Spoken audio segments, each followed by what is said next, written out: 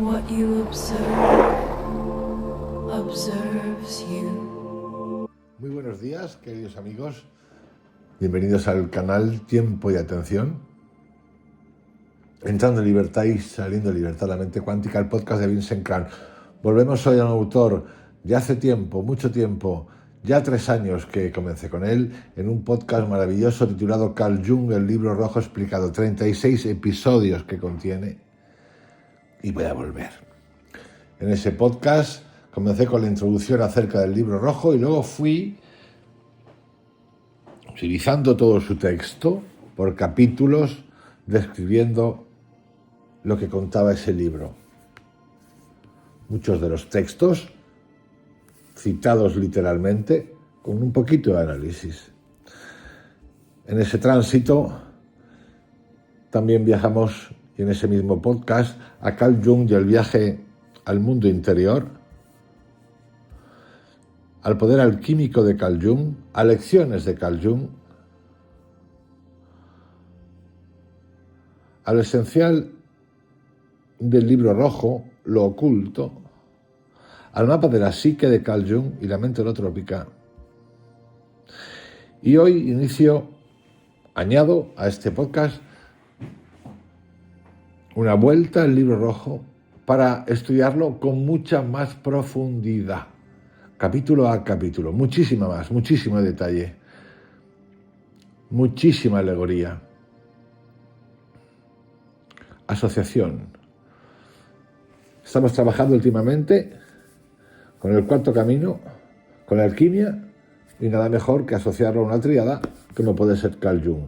De todo eso, os aseguro que nacen y salen lo que yo llamo unos pelotazos que sirven, que guían, que impactan y que no nos dejan sin preguntar. Carl Jung, libro rojo, el camino de lo venidero, el día en que comenzó el descenso. Pertenece al capítulo 1 del libro primero.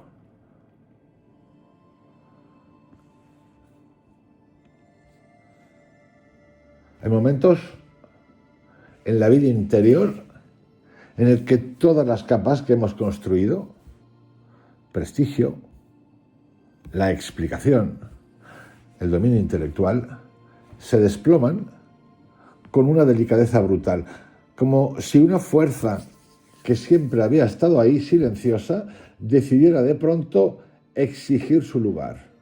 Y os aseguro que entra. Eso es exactamente lo que ocurre en este inicio del Liber Primus. Jung, a sus 40 años, en la cumbre de su éxito profesional, experimenta el colapso total de aquello que durante décadas había sostenido su identidad. Nada externo lo destruye. Es una presión interna, primitiva y absoluta, que irrumpe en Carl Jung sin pedir permiso. El espíritu de la profundidad entra como una marea oscura, derribando toda idea de utilidad, toda convicción en el progreso racional y toda certeza científica que el joven maestro de Zúrich había levantado con manos firmes, y ocurre rápido, casi sin transición. Un día aún confía en el análisis, en el lenguaje, en las teorías. Al siguiente, reconoce que nada de eso puede justificar lo que está por hablar. La razón queda suspendida.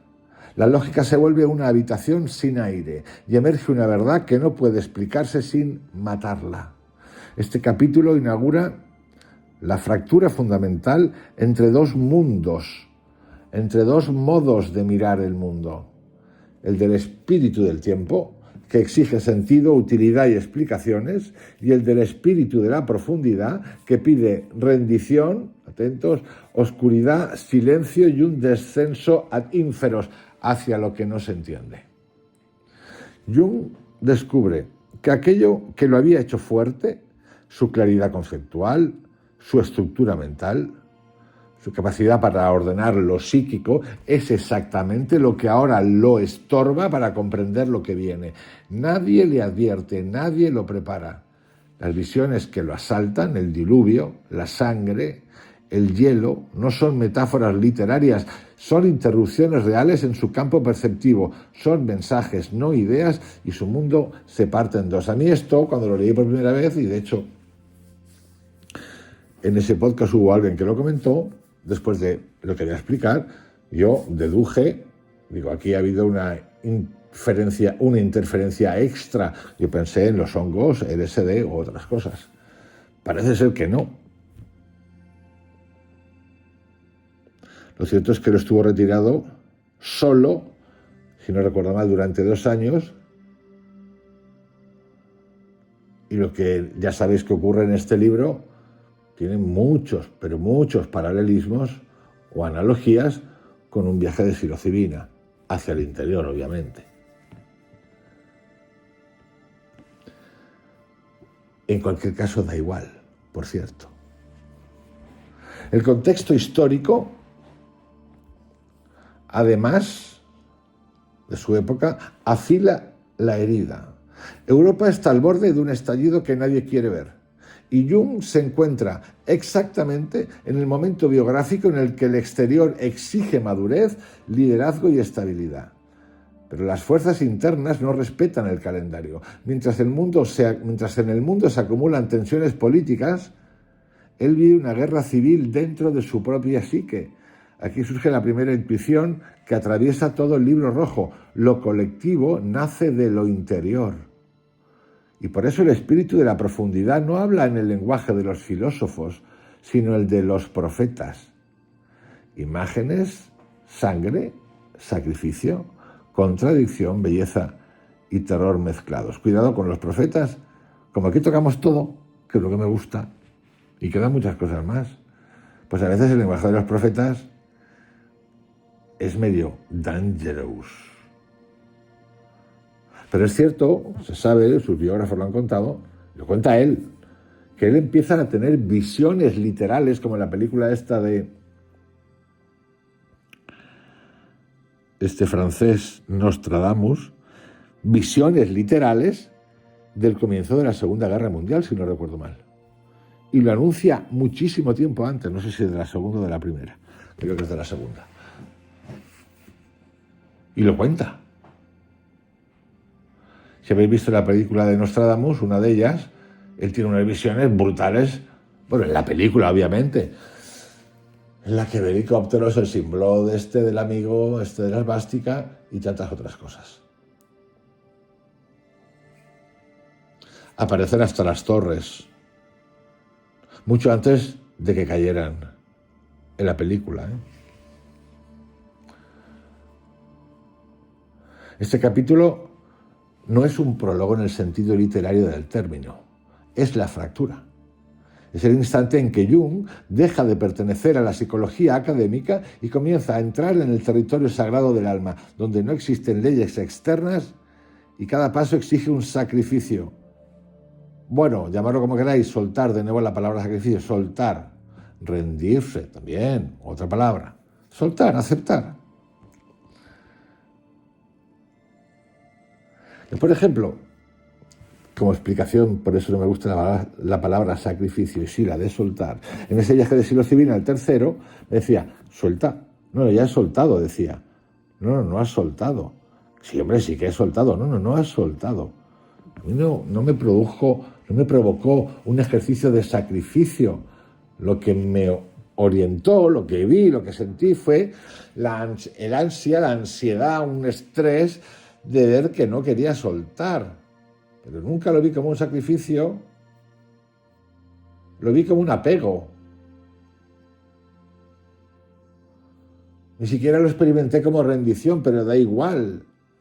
Lo que pasa es que son palabras tan machacanas, lo de rendirse, sacrificarte, que a mí ya prefiero no usarlas, pero las entiendo desde ese lugar.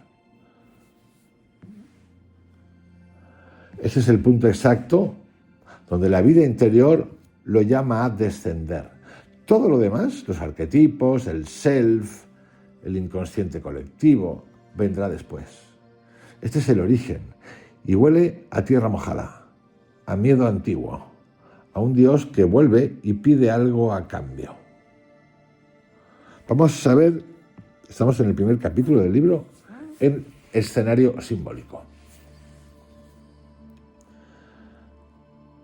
Escenarios que no se dibujan afuera,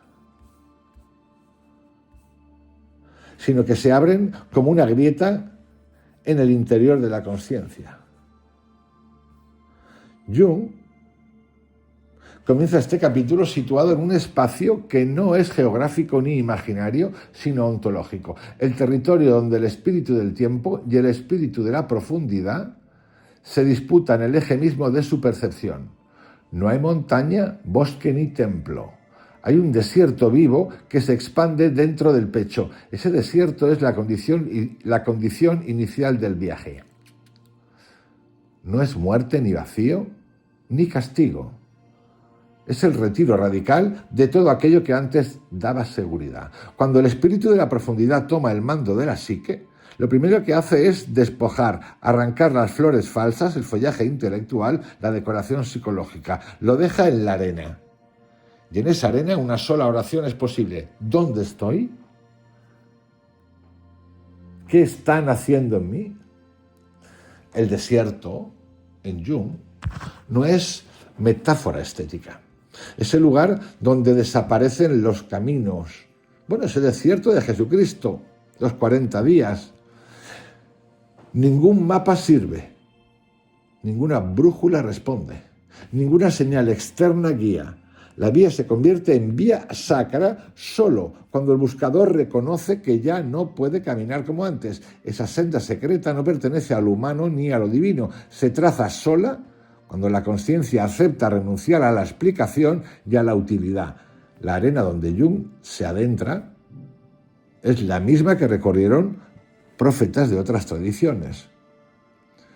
Una extensión interior donde el alma deja de ser idea y vuelve a ser presencia. Pero no solamente los profetas, porque si no siempre estaban magnificando. Cualquiera de nosotros le ha pasado. A mucha gente le ha pasado. Al que ha vivido una experiencia cercana a la muerte, que se ha muerto y ha vuelto. Y a tantas otras experiencias.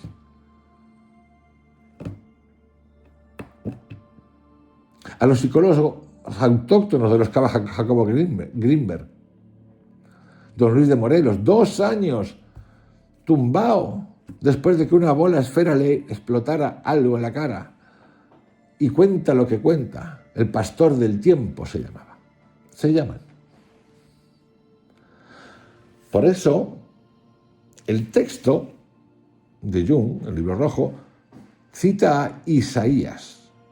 No porque Jung quiera emular lo religioso, sino porque su experiencia se despliega exactamente en el mismo tono arquetípico que inspira las visiones proféticas. El desierto del Liber Primus, del primer libro, es la forma que toma la psique cuando el alma quiere volver a hablar. Pero no todo está vacío. Debajo de esa arena, la profundidad se mueve como un océano invisible. Jung describe visiones en las que el hielo, la sangre y el agua avanzan como fuerzas que arrasan civilizaciones enteras. Hielo, sangre y agua no son paisajes externos, son movimientos interiores que devoran sus estructuras internas. El diluvio que cubre los países nórdicos es la disolución del yo intelectual. El mar de sangre es el precio emocional del descenso, la muerte de un mundo interno que ya no puede sostenerse. El hielo, que cae en pleno verano, es la irrupción del arquetipo, cuando detiene el tiempo biográfico y abre el tiempo mítico. Estos no son símbolos, son órdenes de transformación. Son las imágenes que aparecen cuando la psique abandona el lenguaje racional y utiliza la forma más antigua de conocimiento, es decir, la visión. Y sin embargo, entre tanta devastación, aparece una imagen que no destruye, sino que anuncia. El árbol sin frutos cuyas hojas, al ser tocadas por la helada, se vuelven medicina. Esta escena es la primera forma concreta de la alquimia interior del libro rojo. Es el mensaje que Jung recibe para sí mismo.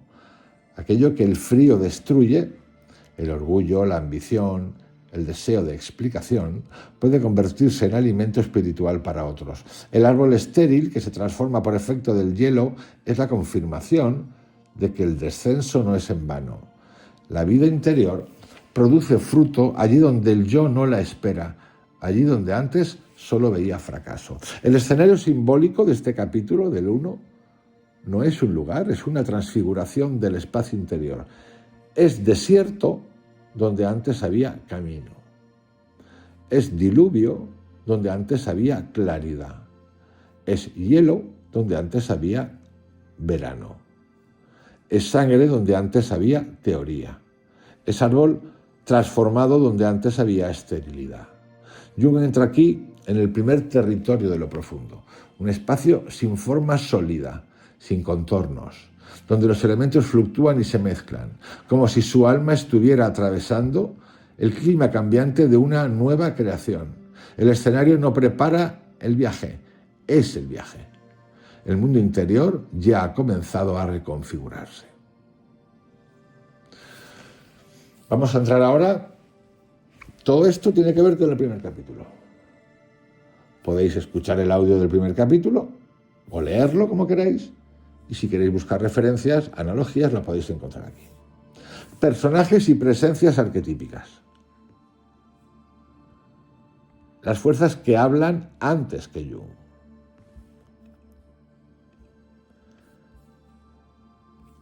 Existen figuras que no pertenecen a ningún mito, que no caminan sobre la tierra, que no pueden reducirse a conceptos psicológicos, ni a proyecciones personales. El Liber Primus inaugura su mundo interno presentando dos voces que no son alegorías, son potencias vivas, antiguas, autónomas y primordiales. No aparecen para explicar nada, sino para destrozar y resucitar. Entre ellas se despliega la primera tragedia interior de Jung, y de ese enfrentamiento nacerá toda su obra. Lo que llamamos personajes no son personajes, son los polos cosmológicos dentro de la psique humana. El espíritu del tiempo. El espíritu del tiempo es la encarnación interna de toda la mentalidad dominante de la Europa moderna. Lógica, cálculo, progreso, utilidad, ciencia y clasificación. Es un dios secular, un titán silencioso que dicta lo que puede decirse, lo que puede sentirse y lo que puede considerarse real. En Jung, esta figura se había convertido en el padre interior de su identidad pública, el médico, el investigador, el científico que explica. Este espíritu no es malévolo, pero tampoco es sabio. Es limitado, es rígido y es altivo. Su voz suena siempre igual. ¿Qué utilidad tiene esto? ¿Cómo lo justificas? Explícalo o cállate. Cuando Jung dice que sus libros estaban escritos en páginas de mineral, es que lo que hace Jung en este libro es brutal. Es tan brutal que todavía están tratando los psicólogos y psiquiatras de asimilar lo que hizo, de bajarse del burro, del que no se han bajado todavía.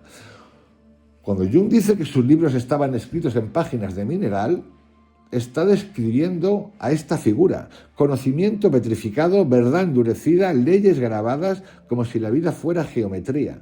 Esa rigidez es su fortaleza y su cárcel. El espíritu del tiempo no soporta lo que no entiende. Por eso acusa a Jung de locura, de delirio, de abandonar el camino seguro. Su función es proteger, pero su método es amputar.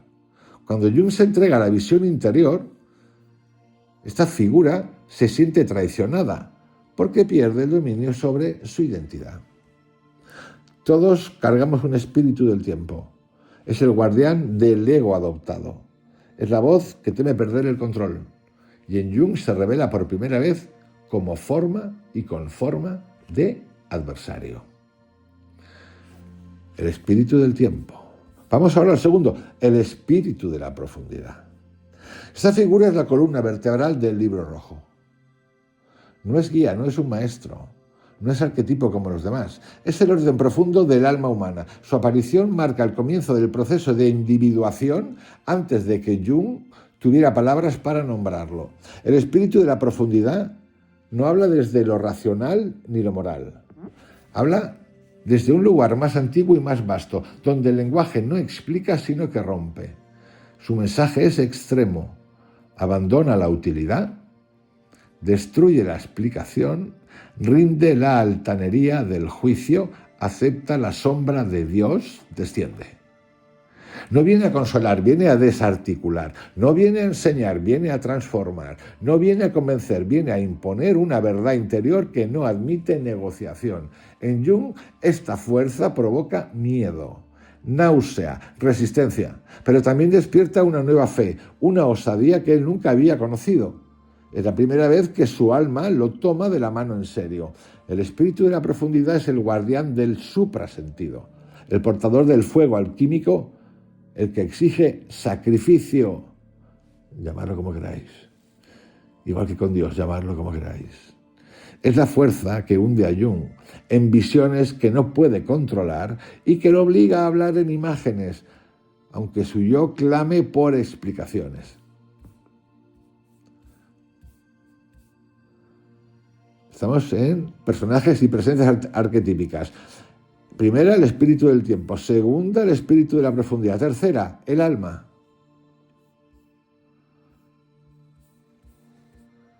La aparición del alma en este capítulo es uno de los acontecimientos más íntimos del Liber Primus.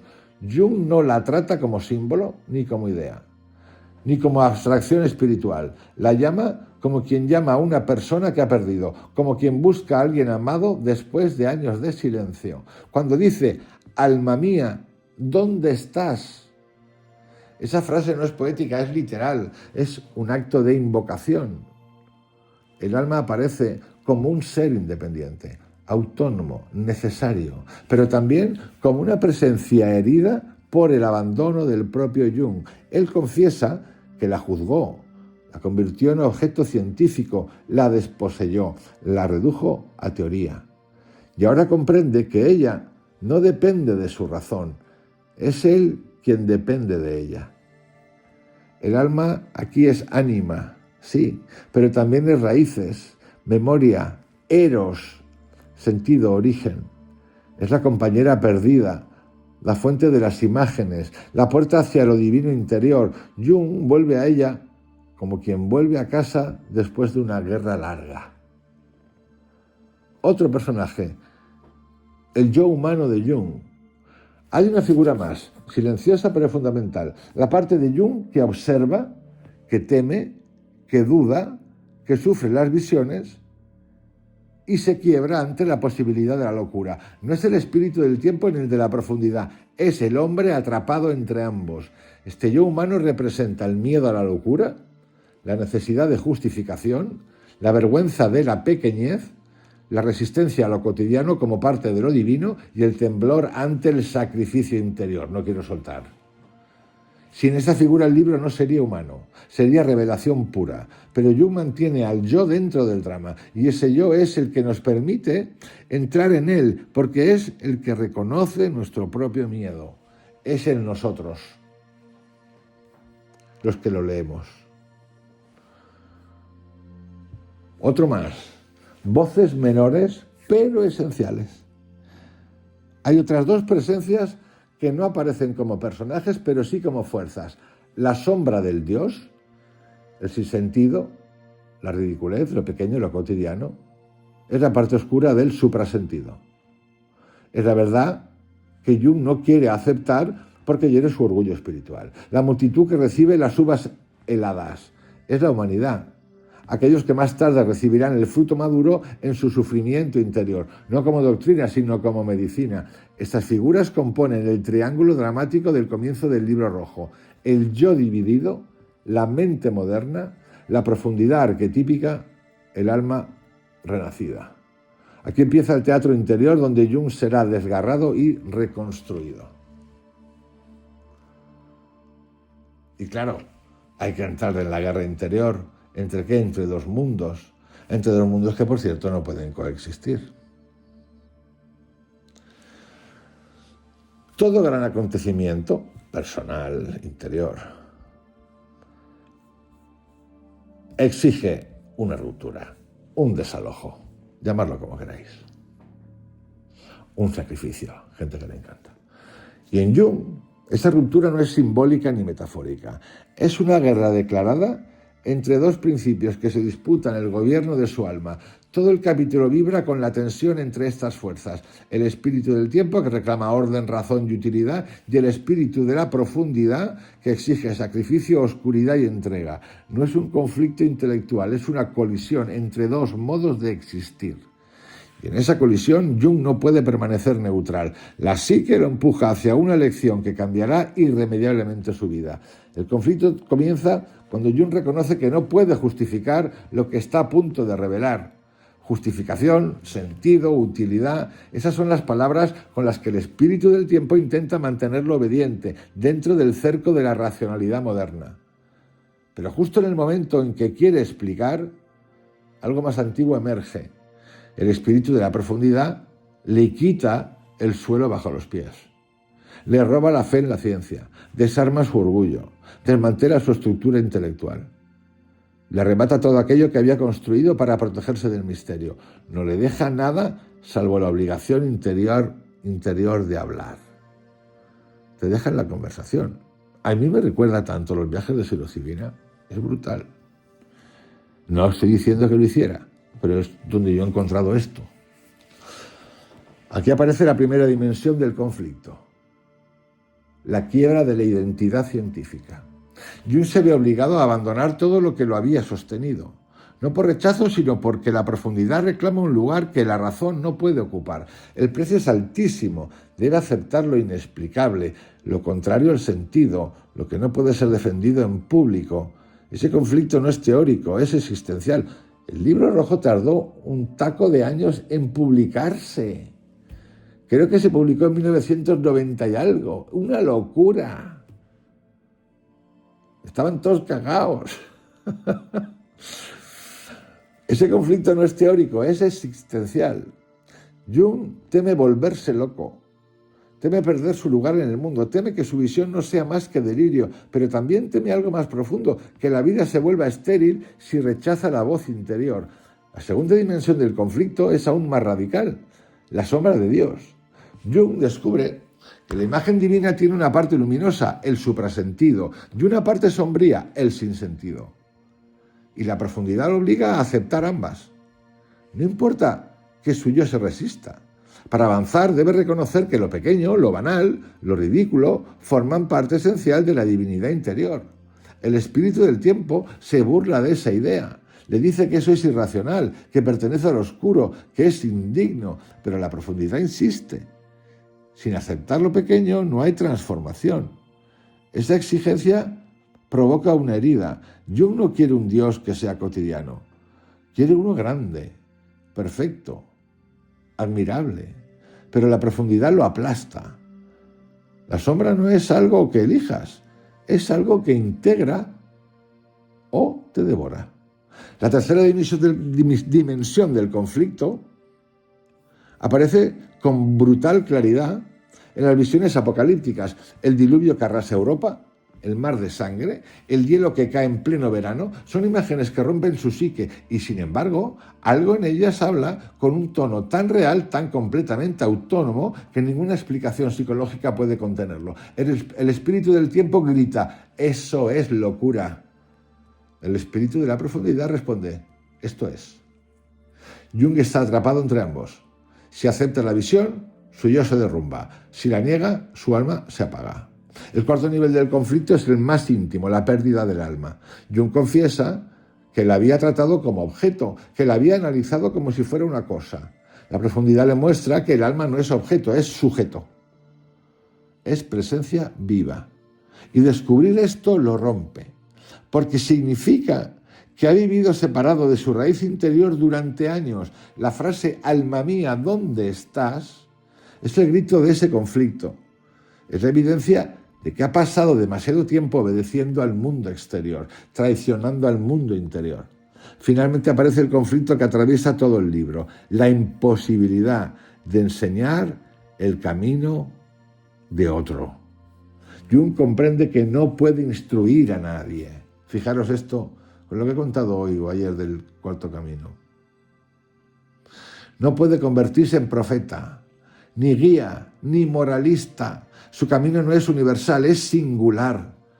Esta revelación destruye su deseo de ofrecer certezas, porque el espíritu de la profundidad le exige autenticidad absoluta. Su dolor, su sacrificio, su descenso no puede convertirse en doctrina, solo en testimonio. Este es el conflicto del capítulo.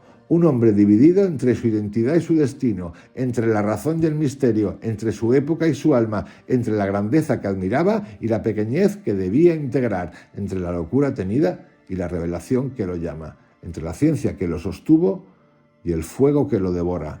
Aquí comienza la verdadera transformación. No cuando Jung entiende, sino cuando acepta que ya no puede seguir siendo quien era. Vámonos ahora a lo que denomino el simbólico profundo. El análisis simbólico profundo. El Liber Primus no comienza con teorías, comienza con símbolos. No son adornos ni metáforas poéticas, ni ilustraciones decorativas del inconsciente, aunque Jung hace ilustraciones. No son órganos vivos del alma, mecanismos autónomos, realidades densas cuyo lenguaje no se puede traducir sin perder fuerza. En este capítulo, en el primero, se establecen los pilares del universo simbólico que acompañará a Jung durante todo el descenso ad ínferos. Y cada símbolo aparece en el punto exacto en el que la psique necesita mostrar algo que el lenguaje racional no puede sostener. En el capítulo, el suprasentido es el símbolo central del capítulo. El suprasentido. Es una palabra que Jung inventa para nombrar algo que no puede describirse, pero si lo describiera, lo traicionaría. El suprasentido no es sentido elevado, ni iluminación, ni verdad superior. Es la unión viva entre sentido y contrasentido. La fusión entre lo que el yo considera lógico y lo que considera absurdo, entre lo que admira y lo que desprecia. Es un símbolo alquímico en estado puro. Une lo que la mente separa, sintetiza lo que la razón quiere expulsar, integra lo luminoso y lo oscuro sin eliminar nada. Es, por tanto, la imagen interna del Dios venidero. Y ese Dios lo ponemos ahí, entre comillas. No porque se trate de una figura divina, sino porque Jung intuye que la psique humana está creando un nuevo centro organizador que ya no es moral, ni lógico, ni doctrinal. Es un centro vivo, dinámico y paradójico. El suprasentido nace del choque entre dos fuerzas, el orgullo del intelecto y la irrupción del misterio. Cuando el espíritu de la profundidad destruye las certezas de Jung, surge este símbolo como puente, aquello que permite avanzar sin caer en el dogma ni en la locura. Uno de los símbolos más peligrosos de todo el capítulo es la afirmación de que la imagen de Dios arroja una sombra. Esa sombra es el sinsentido, lo irracional, lo pequeño, lo cotidiano, lo grotesco. Jung quiere rechazar eso, lo considera indigno, vulgar, incompatible con la grandeza divina, pero la profundidad, de nuevo, lo aplasta. Lo pequeño no es sinsentido, es una de las dos esencias de la divinidad. Este es un giro simbólico y devastador. Significa que la psique no puede avanzar sin integrar. ¿Y sin integrar qué? Sin integrar lo ridículo, lo que avergüenza, lo que humilla y lo que no encaja. Esta sombra del Dios es un anticipo directo de lo que Jung formalizará años más tarde como sombra. Pero aquí aparece sin teoría, sin nombre, sin protección conceptual. Es brutal, es inmediata, es obligatoria. Las tres grandes visiones que Jung recibe antes de escribir el libro rojo forman un tríptico simbólico que describe todo el movimiento inicial de su alma. El diluvio, un agua inmensa que cubre Europa, barre países, ciudades, civilizaciones. La destrucción no es personal, es colectiva. Y he dicho bien, visiones apocalípticas que recibe antes de comenzar a escribir el libro rojo, el diluvio. Simbólicamente el agua es siempre solutio, es decir, disolución. Aquí simboliza la disolución del yo, del orden social, de los valores dominantes. Jung no está viendo un suceso externo, aunque coincida con la Primera Guerra Mundial.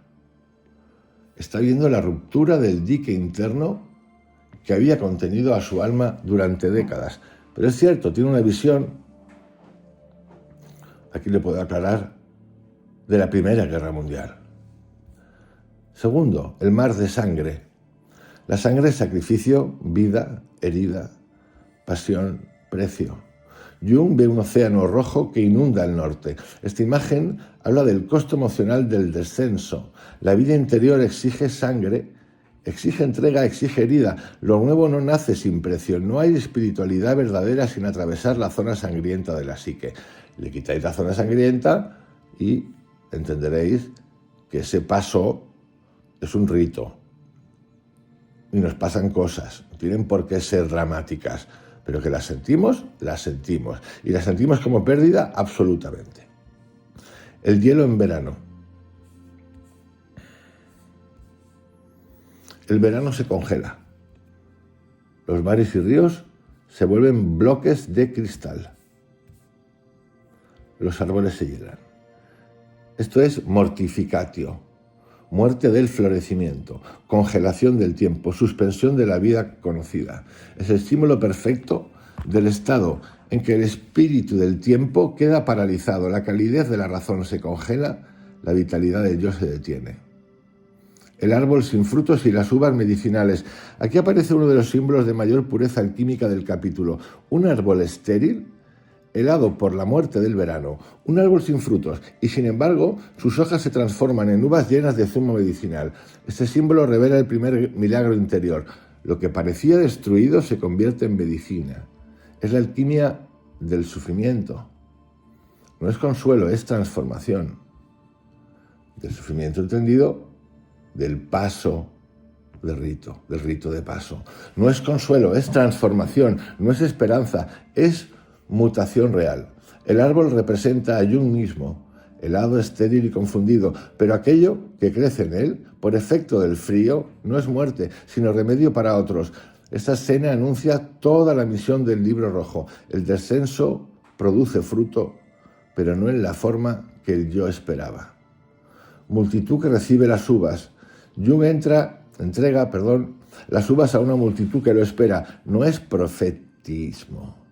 No es enseñanza, no es iluminación, es transmisión. Ha regalado algo. Haced lo que queráis. Significa que el proceso interior del individuo, cuando es auténtico, inevitablemente alimenta al colectivo, pero lo alimenta de manera individual, no a la masa como tal, porque en nosotros, en cada uno de nosotros, reside la capacidad de decidir. Pero esto no lo hace como doctrina,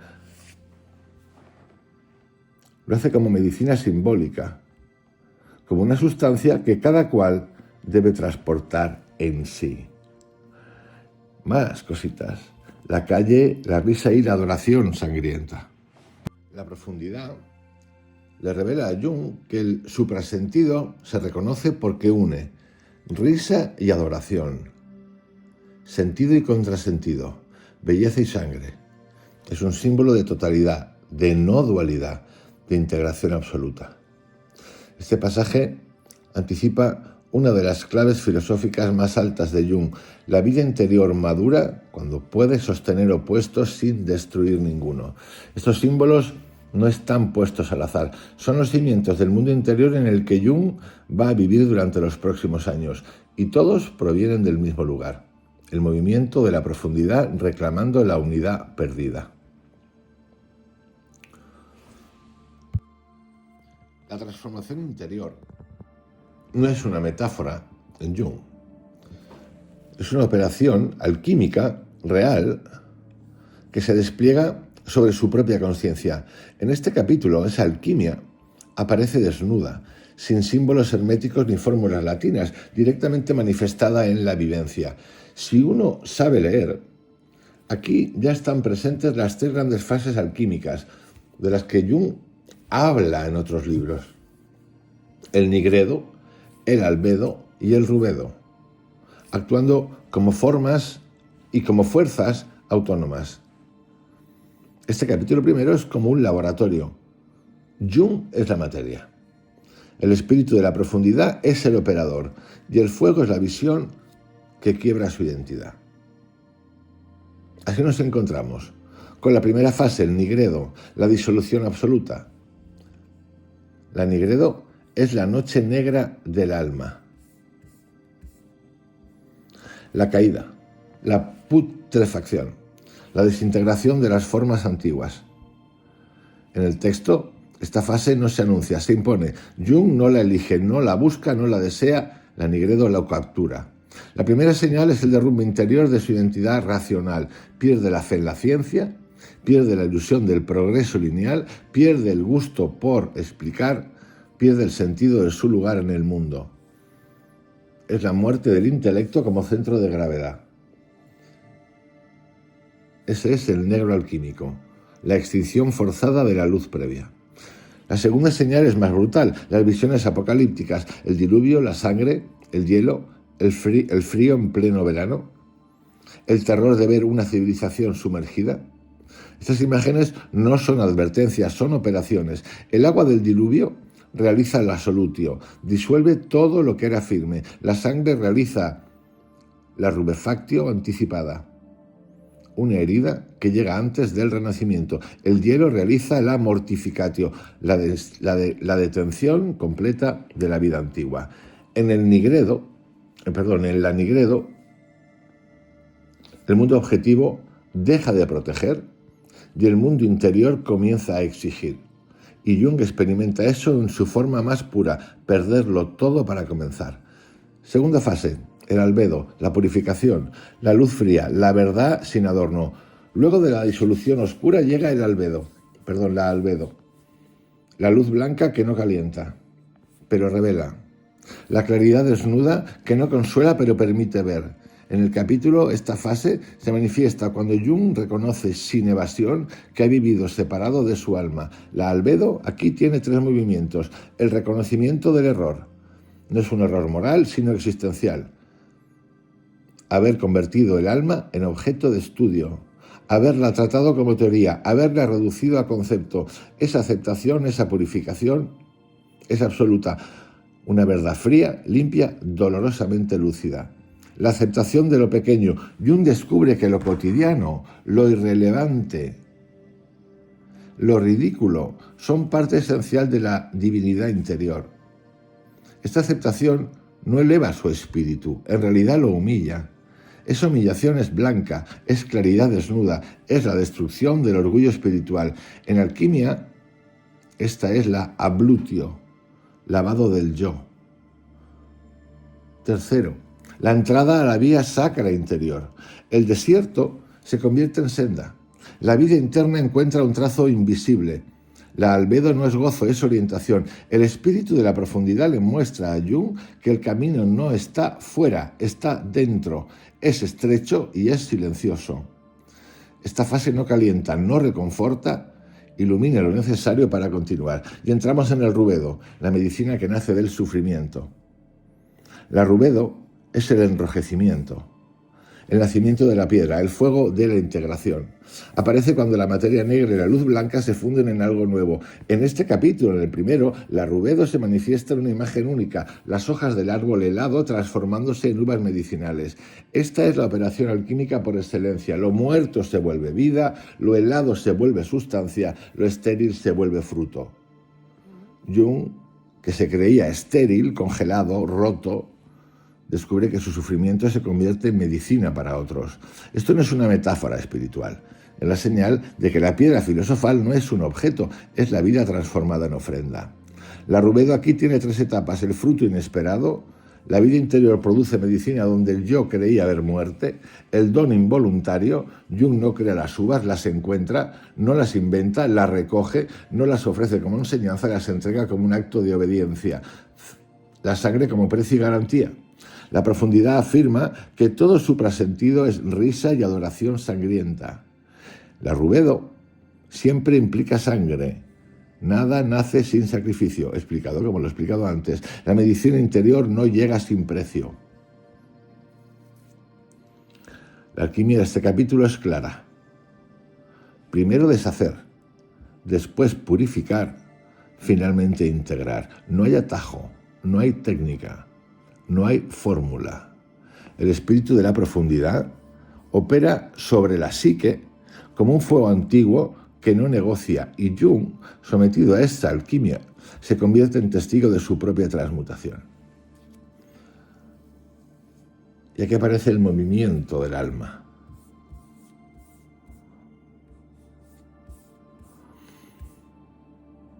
El alma no vuelve, como aparece en los libros espirituales ni en las tradiciones místicas, donde todo parece armónico, suave, luminoso. En el Liber Primus, el alma aparece como un ser olvidado, distante, herido por años de abandono. Su movimiento no es un abrazo inmediato, es un reconocimiento doloroso. Jung lo sabe en el instante en que pronuncia las primeras palabras. Alma mía, ¿dónde estás? Ese llamado inaugura un giro sísmico dentro de su psique. Es el primer acto de honestidad absoluta después de décadas de vivir para el espíritu del tiempo. Aquí no hay romanticismo, ni devoción, ni ternura. Hay un temblor íntimo, un miedo profundo a descubrir que quizás la ha perdido para siempre. La llama como quien llama a alguien a quien ha traicionado. Y esa culpa, silenciosa pero punzante, es parte del movimiento del alma. No es simplemente regresar, es volver a despertar sensibilidad donde antes había un yo intelectual petrificado. El primer movimiento del alma es la revelación del abandono. Jung comprende que no se separó accidentalmente de su alma, la dejó atrás, la convirtió en objeto, la redujo a teoría, la juzgó con criterios académicos. Ese reconocimiento es devastador, porque significa admitir que la raíz misma de su vida interior había sido ignorada. Y aquí hemos de entender y particularizar. Esa es su experiencia. No quiere decir que tú o yo la vivamos igual. Aquí hay un punto de autocastigo, porque él la vive así, pero se puede hacer sin autocastigo. El tránsito, el rito, lo vamos a pasar y vamos a saber que lo estamos pasando. Y lo pasas porque lo aceptas, porque te enfrentas a ese sinsentido. Y puedes revisar todo lo que has hecho, todo lo que has pensado. Estamos hablando de una de las mentes luminarias de la época. El alfa. Sí, el alfa. Era el alfa. Era el heredero.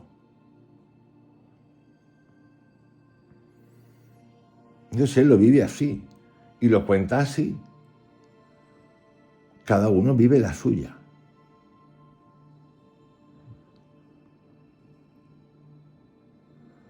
Admitir que la raíz misma de su vida interior había sido ignorada. Y sin embargo, esa devastación es necesaria.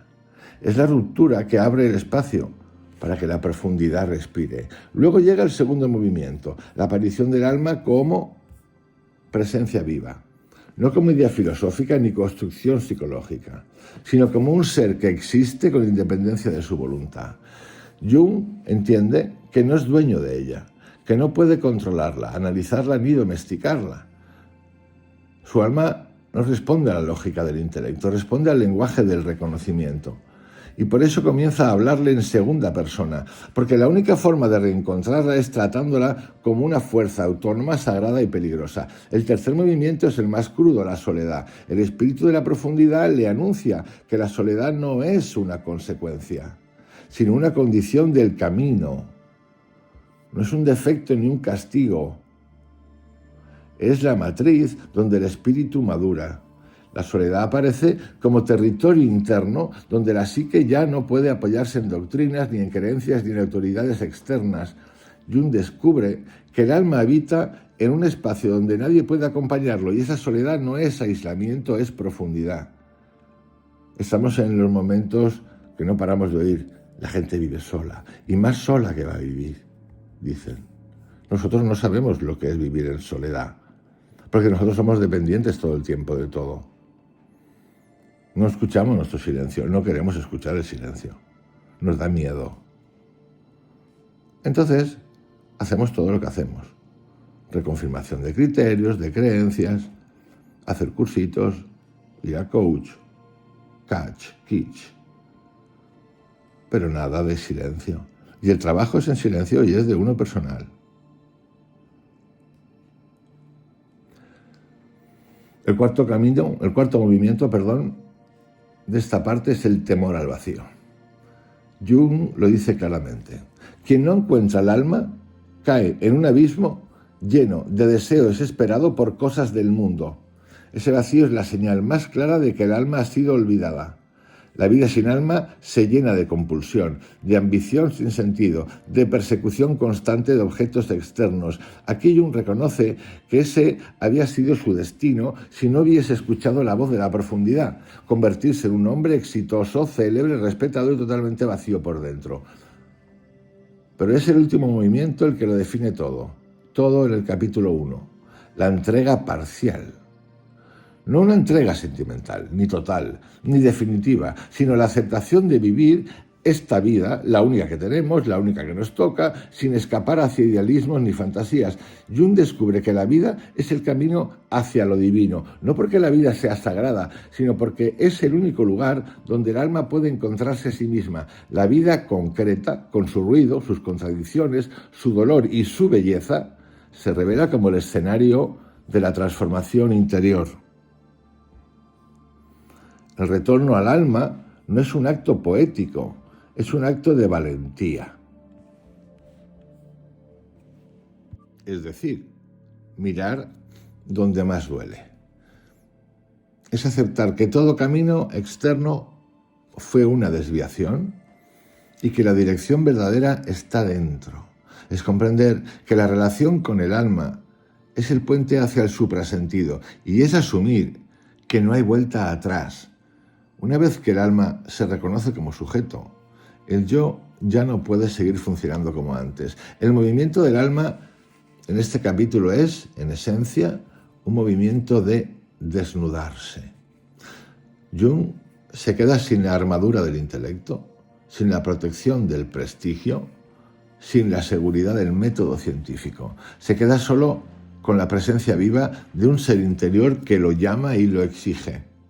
Y en esa desnudez aparece la primera libertad, la libertad de regresar a sí mismo sin máscaras.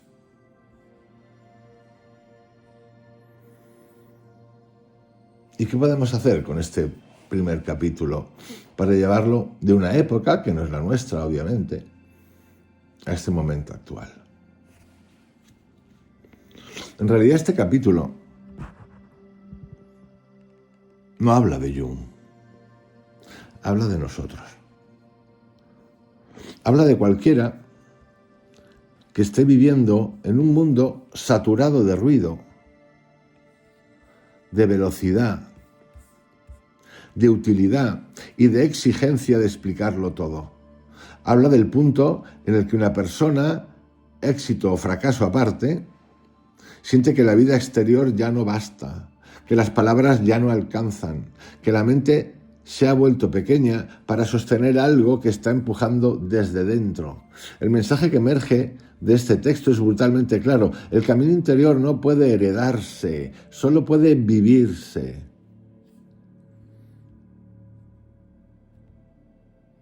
Jung lo dice con una honestidad que atraviesa el tiempo. Mi camino no es vuestro camino. Fijaros lo del heredarse, porque a mí me ha recordado cuando Jacobo Greenberg, en su Psicología Autóctona, los libros de los chamanes de México, habla de que hay herencia, se pasa de madres a padres, a hijos. Y si analizáis, por ejemplo, si cogéis a María Sabina, los que dicen que han venido después, cualquiera, veis que se montan unos pollos ahí, literalmente, claro. Y uno lo puede hasta comprender. Pero es que pasa fuera del chamanismo y de todas esas cosas. Pasa en las empresas, en las herencias. El que va a ser el heredero espiritual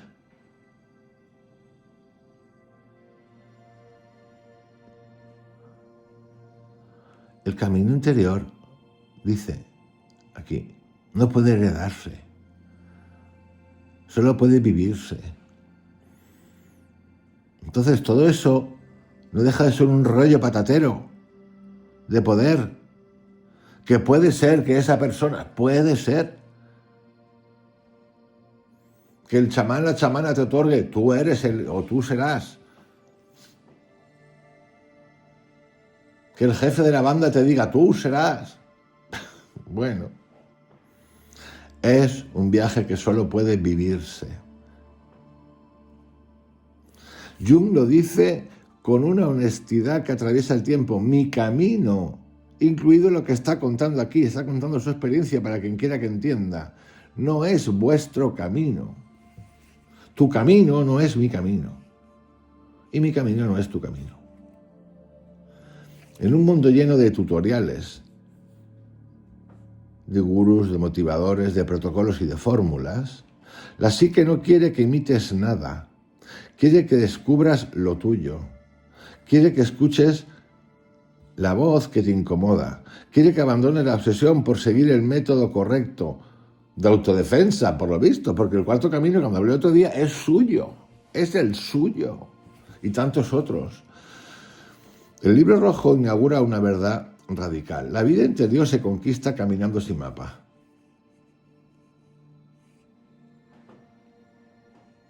Y así nos encontramos con que buscar ejemplos nos estanca, mira lo que ha hecho este, el otro, y buscar dentro nos despierta. En el espíritu del tiempo moderno, idéntico al de Jung, todo se convierte en referencia. Libros, frases, ideas, autores, opiniones, y sin embargo, Jung advierte que vivir según modelos ajenos es vivir una vida prestada. El capítulo da un mensaje que podría ser un titular hoy. Deja de consumir caminos, crea el tuyo. La profundidad no es un lujo espiritual. El espíritu del tiempo exige productividad. El espíritu de la profundidad exige alma. En nuestra época, hiperracional, hiperpráctica, hiperrápida, ese conflicto es más intenso que nunca. La profundidad no es escapar. Es lo que aparece cuando la vida ya no puede sostenerse en la superficie. La sombra no desaparece porque la ignores. Este capítulo 1 nos recuerda algo que la psicología moderna a veces olvida. Lo ridículo, lo pequeño, lo torpe, lo cotidiano también son sagrados. No podrás sanar nada si no puedes mirar lo que te avergüenza. No podrás madurar nada si no aceptas lo que hieres. Y no podrás avanzar nada si no reconoces tu pequeñez. El suprasentido aparece cuando integras lo que desprecias. De esto hemos hablado en el canal un montón de veces. La soledad no es abandono, es iniciación. El espíritu de la profundidad le dice a Jung que debe llevar un monasterio dentro. En nuestra época, donde la soledad se teme como si fuera una enfermedad, este mensaje es urgente. La soledad interior no es aislamiento, es afinación del alma. La creatividad, la intuición, la claridad, el encuentro con lo real, siempre nacen en un espacio donde nadie más puede entrar. Y esta visión interior pide algo. Hay gente que lo llama sacrificio, pero no es un sacrificio moral, ni religioso, ni social. Es un sacrificio, esa otra cosa, de lo que ya no sirve. Y no sirve el orgullo, y no sirve el control, no sirve la certeza, no sirve la vanidad, no sirve la velocidad, no sirve la imagen pública. Nada nuevo llega sin dejar algo viejo atrás. Y la psique sabe perfectamente qué es lo que te toca soltar. Cuando Jung reconoce las uvas heladas y las entrega a la multitud, no está dando una enseñanza, está transmitiendo un fruto. Y aquí está la revelación. Tu trabajo interior siempre alimenta a alguien más. Yo me he alimentado y me alimentaré, seguro, y está pasando, aunque no lo sepas. La vida interior es silenciosa, pero no es inútil. El fruto que estás madurando ahora, tu dolor, tu claridad, tus decisiones, será medicina para quienes un día te escuchen, te lean, te amen, te necesiten, una conversación, donde sea. Y el camino real es este, el de la vida que tienes delante, ahora. No la vida soñada, ni la iluminada, ni la perfecta, esta. La que respira en ti ahora, la que te exige verdad, la que te pide que no te evadas. Cuando Jung dice, hay que vivir esta vida, está diciendo la frase más importante del libro rojo. La transformación no ocurre en lo extraordinario, ocurre en la vida diaria cuando permites que el alma te vuelva a tocar. Después de ciertos procesos, los que sean y te hayan tocado, necesitas silencio, espacio. Si vuelves al libro, si vuelves a lo que sea, no dejas espacio, no has hecho el ejercicio, no lo has interiorizado. Por lo tanto, no te asustes, pero ya sabes que no te da la gana cambiar, que no te quieres escuchar. Y no pasa nada. Puedes jugar con eso.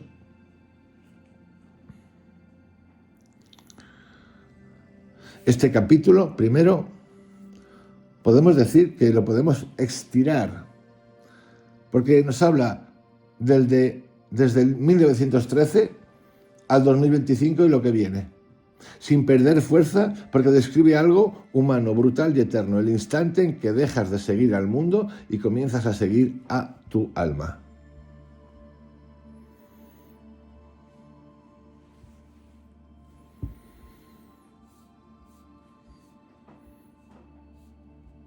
Y por supuesto que si queréis podríamos encontrar un montón de asociaciones, de resonancias con otras tradiciones. La voz de Isaías, que marca el inicio del capítulo, como profetas del cercano oriente. La vía sacra como camino interior de la tradición mística que existe en el Tao invisible. El camino interior de los esicastas. La senda del corazón en el sufismo temprano. El sendero del alma en Filón y los herméticos.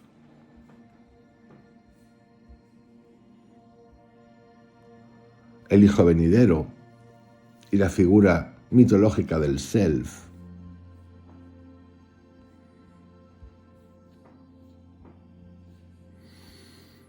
El Horus en Egipto, Dionisio niño en Grecia, Krishna en la India.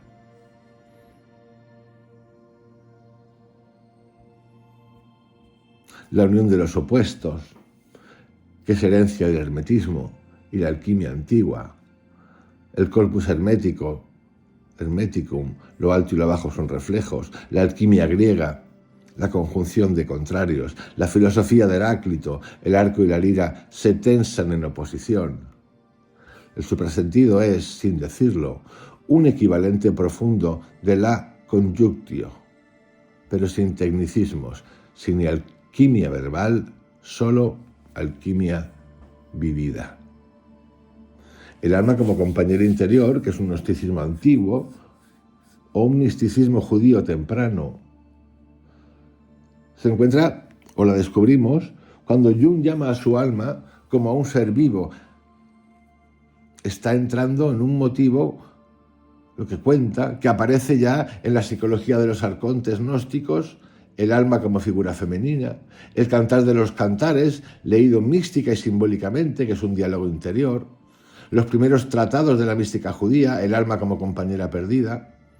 Y no porque Jung se basara en esos textos, que me temo que se lo leyó todo, sino porque toca la misma experiencia, la otredad interior que se vuelve sujeto.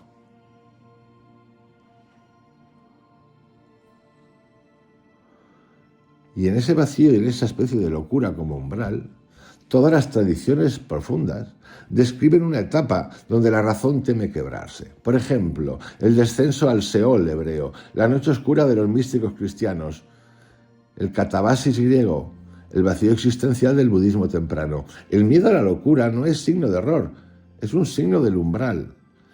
Jung está atravesando ese umbral sin nombres ni doctrinas, solo con imágenes y obediencias.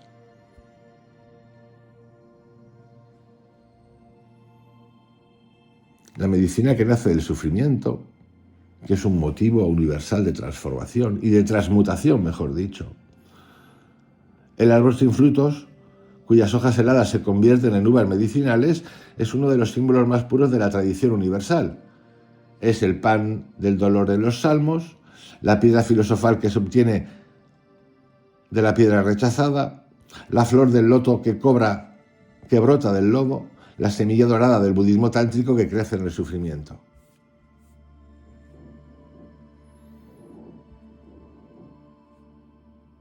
Resumiendo y cerrando este análisis y revisión del capítulo 1 del Libro Rojo. La resonancia del capítulo no es erudita, sino arquetípica. Jung no estudia estas tradiciones en el Libro Rojo, las que acabo de mencionar. Entra en la misma experiencia fundamental que las generó. Nosotros podemos estar actuando así sin saber que esto ya lo descubrió hace un montón de siglos otro. Nos pasa, ni lo sabemos, por lo tanto está en nosotros. Por eso este capítulo se siente tan antiguo y tan moderno, tan profético y tan humano, tan único y tan universal. No replica ninguna tradición, ni siquiera habla de ninguna tradición. Habla desde el lugar del que todas nacen. Este capítulo es el nacimiento del descenso. No porque Jung haya comprendido algo, no comprende, es comprendido. No porque haya elegido un nuevo camino, no elige, es tomado. La transformación ocurre en un lugar anterior a la voluntad, anterior al pensamiento, anterior a cualquier deseo de evolución personal. Lo que cambia en él no es su comprensión de la psique, sino su relación con ella. Deja de estar arriba y pasar a estar dentro. Deja de observar y comienza a participar. Lo primero que se transforma es su identidad intelectual. Lo segundo que se transforma es su relación con el alma. Lo tercero que se transforma es la noción misma de camino. Lo cuarto que cambia es la relación con la sombra. Lo quinto es la aceptación del sacrificio. Y por último, lo que verdaderamente se transforma es su destino interior. Deja de caminar hacia afuera. Deja de interpretar símbolos. Deja de explicar almas ajenas y comienza el viaje más peligroso y más fértil de su vida. El retorno a sí mismo, sin mapas, sin ejemplos, sin garantías, sin brújula, sin teléfono, sin libro, en pelotas. A partir de este cierre, Jung ya no es un hombre que estudia el alma, es un hombre que entra en ella. Aquí cierro el primer capítulo y en realidad aquí es donde empieza el trabajo del Libro Rojo. Lo que se abre ahora, en el siguiente capítulo, no es un avance, sino un descenso. Jung ya ha roto con el espíritu del tiempo, ya ha reconocido su alma, ya ha aceptado la soledad y el sacrificio, pero eso era solo el umbral. El capítulo 2 lo lleva donde ninguna teoría psicológica puede sostenerlo, al desierto. Un territorio sin lenguaje, un paisaje sin contornos, un espacio donde la psique se desnuda de toda estructura. El próximo capítulo será un tránsito entre lo llamado y la visión, entre la separación y el encuentro, entre el yo que teme y el alma que exige. Si el capítulo 1 fue ruptura o la ruptura, el capítulo 2 será la purificación de la mirada. En él Jung aprenderá lo que significa estar verdaderamente solo con el espíritu que lo guía, sin apoyo del mundo, sin referencias externas, sin intelecto que lo proteja. Lo que viene es más áspero, es más simbólico y es más desnudo. El desierto, madre de profetas, matriz de visiones, tierra donde el alma muestra su primera forma. Os envío un abrazo. Os dejo con esta vuelta al Libro Rojo. Fascinante, fascinante, fascinante, fascinante. Nos vemos mañana. Cuidaros mucho. Chao.